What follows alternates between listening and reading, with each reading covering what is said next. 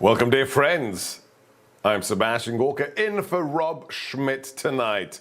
Well, did you catch it? The state of disunion or the state of dementia? I don't know which is the more apposite description for what happened on Tuesday night. I will say one thing. As you can tell from my accent, I didn't grow up here. I am a citizen of the greatest nation on God's green earth, but I grew up in the UK, where things can get a little bit rowdy in their house, in the House of Commons. This is what it looks like over there. Mr. Speaker, I hear you, but his own misconduct, Mr. Speaker, is absolutely clear. That's pretty much par for the course. So if it gets a little bit rowdy here on the other side of the pond, I think that's okay.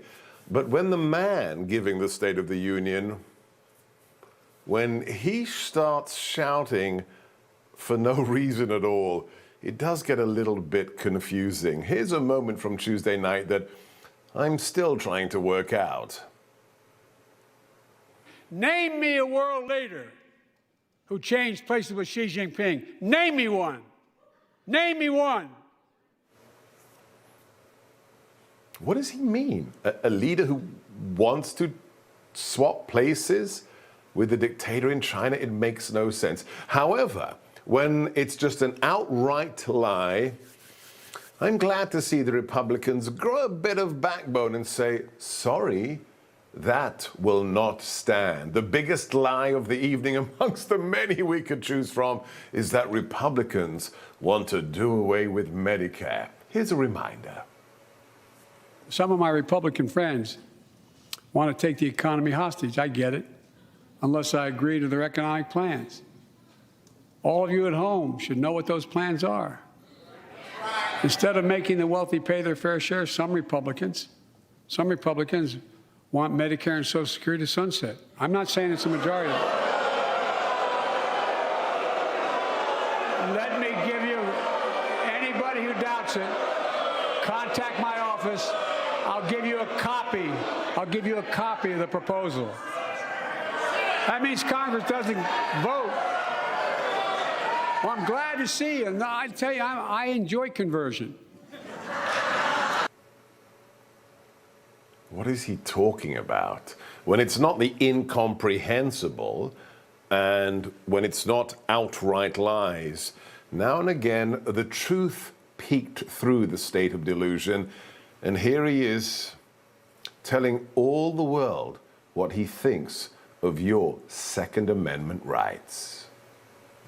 And when I talk to a couple of them, they say, we're afraid you're going to shut down all the oil wells. Ban assault weapons now. Ban them now. Once and for all.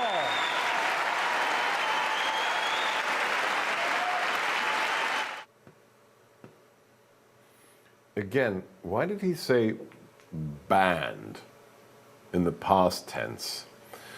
It really does make one cross-eyed. But if you're a member of the mainstream media, if you're not Newsmax, if you don't believe in the truth, if you're basically an extension of the DNC, do you have a slightly different reaction to Tuesday's fiasco?